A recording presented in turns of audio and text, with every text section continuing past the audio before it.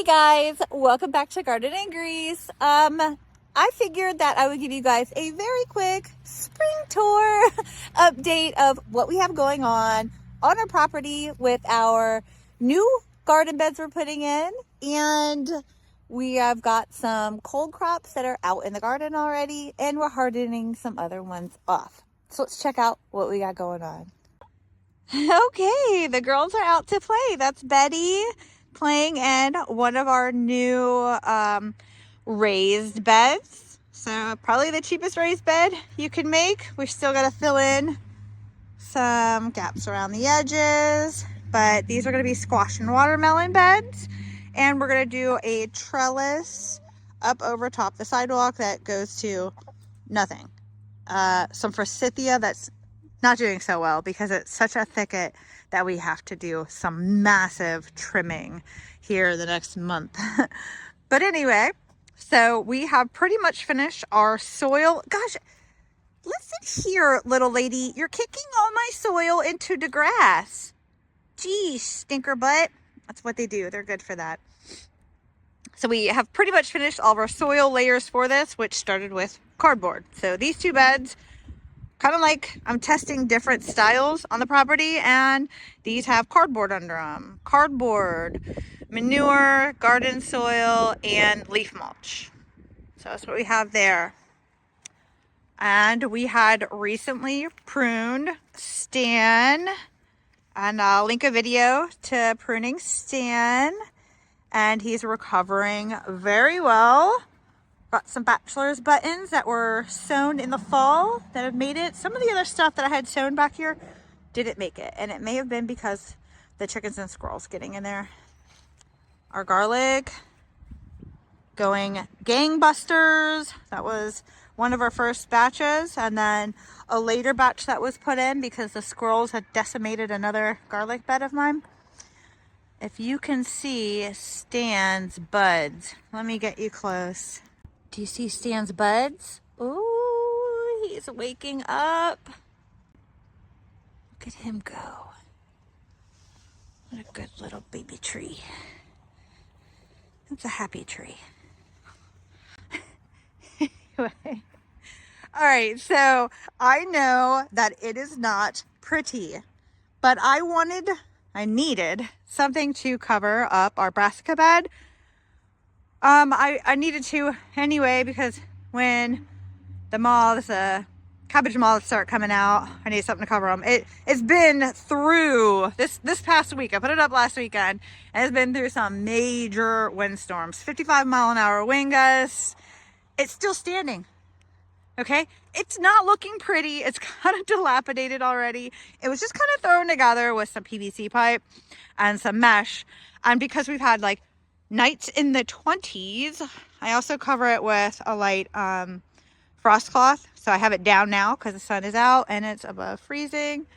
And I wanted to push the limits on some plants. So we've got cabbage, kale, cauliflower, and a broccoli in here right now. And onions are just still kind of laying down a little. They're getting their rooting in. They'll be okay. Some of them will. Some of them don't look like they're going to be okay.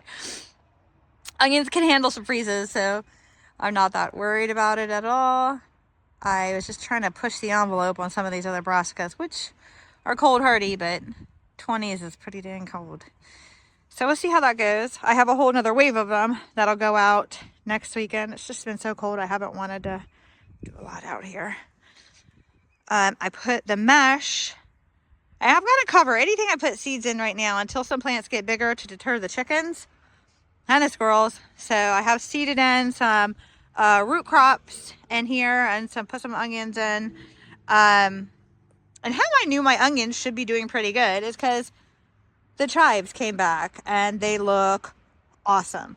So if they're surviving through the freezing colds, onions are going to survive through the freezing colds. But I put this mesh over top of where I seeded. Nothing's coming up yet. It's still, like I said, really, really cold right now. And that was last weekend. And I put some bulbs I had left over into these pots with the intent of transferring them somewhere I wanted, and I have yet to do that. That sage is coming back. Some more bulbs. Look at that. How beautiful. And I think except for one, all of our winter sown crops have been coming up, and some of them, okay, I'm going to do a whole video on this someday. Do you see? You can see the leaves through there. I could today, but I'm really crunched for time this weekend. Get some of these cabbages into the cabbage bed. Just don't have a lot of time for that right now. The lavender, okay guys, this is the thing I did. I had bought a lot of plants. There was a native plant sale locally, a really great organization for a nonprofit, and they sell a lot of great native plants. So I was there, and I was at a greenhouse doing some shopping with a whole bunch of sales at the end of the year, and I got a bunch of stuff. I didn't have a place to put them, so I heeled them into this tomato bed. We've got this beautiful lavender, and I know where I'm going to put it. I also have lavender I did from seed last year. I have another one in the front, and it did really good over the winter. I'm going to put this one actually pretty close to that one. And mountain mint. Yes, I heeled a mint, but it is a mountain mint, into this bed, and hopefully I think I'll be okay to pull it all up. I literally think I have this still in a pot. Yeah, it's got a... So I take the whole pot, I dig a hole in the soil, and I put the pot down in and push the soil around it so that the soil in the garden bed will help protect the roots in those pots. Now, I don't know how necessary it is, but it felt an important thing to do. It helped also hold water retention in that soil around it. We have something else here. Here I go. I'm not quite sure. I'm gonna have to look at the tags I've saved somewhere. This is coming back. So that's growing. Like I said, need to look at my tags and see what that was. Let's see. Yeah, you can see that the lavender is still in a pot too, healed in, and everything did good. And the moisture in the soil is beautiful. So it really helped to heal these pots in. I didn't have a place to put them. I wanted to take advantage of a really good deal. So I did. And they did really good over the winter in here. Those are obviously all perennials. In our galvanized, it's a feedstock raised bed we drilled holes in. I have a strawberry patch. I had a bunch of straw, which you'll see that I just kind of threw it on the ground over here. I started pulling some of the layers off to start to get to dry out and to warm up. Mind you, it's been in the 20s at night, so well, you know, it is what it is, but it's doing the trick, and the strawberries are looking great. Look at them. So I had only planted around the edges and let some runners go to the center. I pinned them down and kind of directed them. So some of the little ones in the middle are younger. They were the runners. They did wonderfully. Now that straw did seed. And I thought my chickens would jump up here and eat it because I was seeing it. It was thick. That was one of the reasons actually why I was like, oh, I'm going to start pulling the straw. The chickens wouldn't jump up here and eat it. So whatever. This is our pepper bed. I also have some sage in there that was a rock star all winter. But for most of the winter, I did have a cover on this section because I was trying to keep my cabbage going. I had it open one day. I actually had some seedlings that started in there, some cold hardies, and I opened it, you know, because it was really warm one day and I didn't want it too hot in there. And the chickens and squirrels jumped up in there and ravaged the cabbage and all my little seedlings. Super cool. And these onions need to get in the ground. Not a lot of time, but I definitely have them out here to get some of the sun. Been doing it every day that I can. And we got some cabbage and cauliflower and broccolis and celeries, lettuces, spinach, some pansies that are hardening off, and they're ready to go out. I just keep bringing them out every day until I have time to plant them or a place to put them. And underneath that cardboard is some carrots that we had sown, trying to keep it moist underneath there, which I need to water it again. And I'm preparing for a testing of some seed companies in those pots.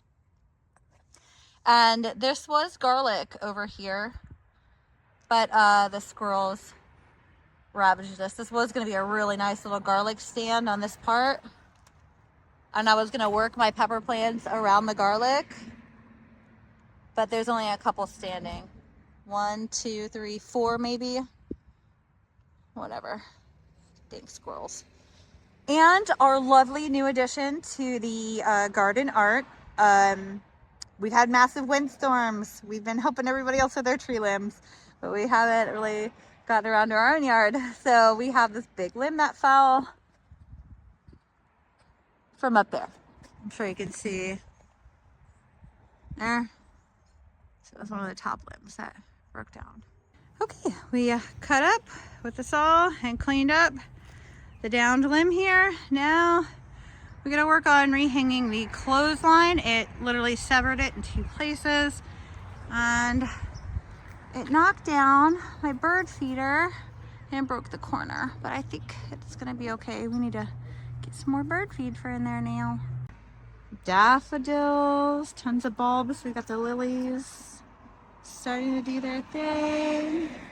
I put a little cage over top of this salvia. I started from seed last year, and the bunny rabbits didn't give it a fighting chance. And so I put this over it. I started to see that it wanted to come back this year. So, oh, fingers crossed, it's gonna be beautiful. It's kind of hard for me to remember. Come out here and water regularly, so I really do need to put drip line in. I think this will be my first place I do any kind of drip line irrigation.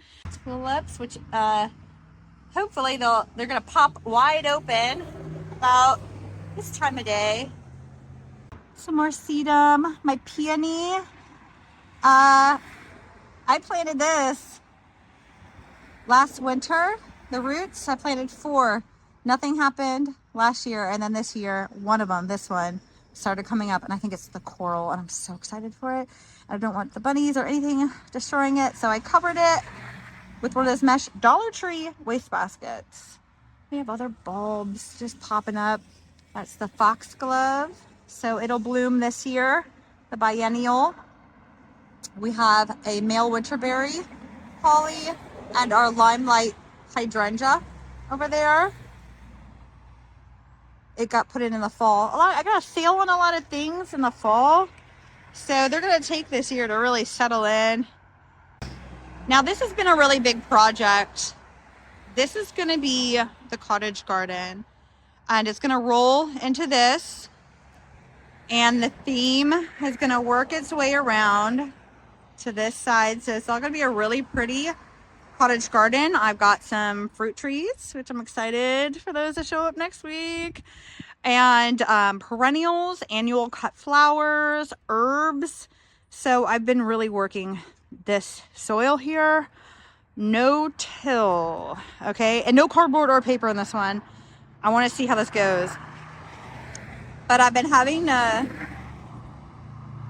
problem solve putting drainage and a walkway through here. So I cut one in. I gotta cut those roots out and grade it down a little bit more out there, and then I'm gonna put some garden fabric and stones into that. And I actually got some seeds I want to put in today, just because they need to go in right now into this. I'm gonna do a whole video on how I treated this soil grassy area, and hopefully it turns out well. I don't know. I haven't seen anybody else do it this way, so we'll see. Oh, and guys, I had gotten this pH moisture and light meter, super cheap. I'll link it down below. And when I put it in my soil, I kept seeing, I thought that the pH was broken. It's like between 8 and 7 in all of our garden bed areas, in-ground, raised beds, you name it. And so I thought there was something wrong with it. And then I did the pH test with I'll put a picture on the screen and I will link below. I did a NPK and pH test with the water sample things. And it also said our soil is super alkaline, no matter what bed we have. So that doesn't work for all plants having really alkaline soil. We're gonna be doing a lot of mending over the next few years. It takes a while to really work on making your beds more acidic. So we're gonna be working on that. Guys, I have like really big plans and I have a really good imagination. So I have the ability to see what you might only see is some raised beds here and those short raised beds I made in the back. What I see is a long garden bed, in-ground garden bed going this way and a half circle, like an oval, half oval here with arches going over, and a food forest type of orchardy deal back here. And this chicken coop is going to get bigger. And the orchardy area is going to go around there. And that's going to be a fire pit. We're going to put some stone and seeding back in here and plant plants that are going to give a nice little secluded area here. Woodland garden and a wildlife habitat through there, as well as wildlife habitat seeding and maybe a little pondy area for wildlife back in the forsythia thicket. So we're going to be getting a lot of fruit trees in. I would like to get some hazelnuts in. All of this takes time. You know, we've had this property for about 1.5 years. That's it. And we've been working really hard on rehabilitating the inside and outside of the home itself. It was not livable when we purchased it. And we've been working really hard, you know, paycheck by paycheck. And if you can see why I think this would be cool wildlife, maybe you put a walkway in here. Look at those. Do you see this? That's beautiful. But all these down trees, I'm going to get a lot of this out or take some of it and just make it little brushy areas for wildlife to live in. Off to the left, create a pathway coming in through here and going out to where the seating area and fire pit area will be, and putting some kind of little watering hole for little animals because they're nice and protected by all the forsythia and the other trees and stuff back here. I think that would be really cool. Just be able to meander back through this portion of our yard that's kind of overgrown by forsythia and down trees and stuff, and also make it for the animals. I think that'd be really neat. I just love that idea. You know, we get a lot of berries. We get wine cap berries and wild like blackberries that grow up in through here, and I'd like to keep that going. But we've had a lot of down trees, if you can tell. So we don't have a lot of garden space in place yet, but I have a ton of seeds started and seedlings. So we're really expanding a lot this year and we have a lot going on. But that gives you a little glimpse of what we're doing here, the end of March, beginning of April. Hey guys, thank you for watching. Don't forget to subscribe and hit that like button. Have a good one.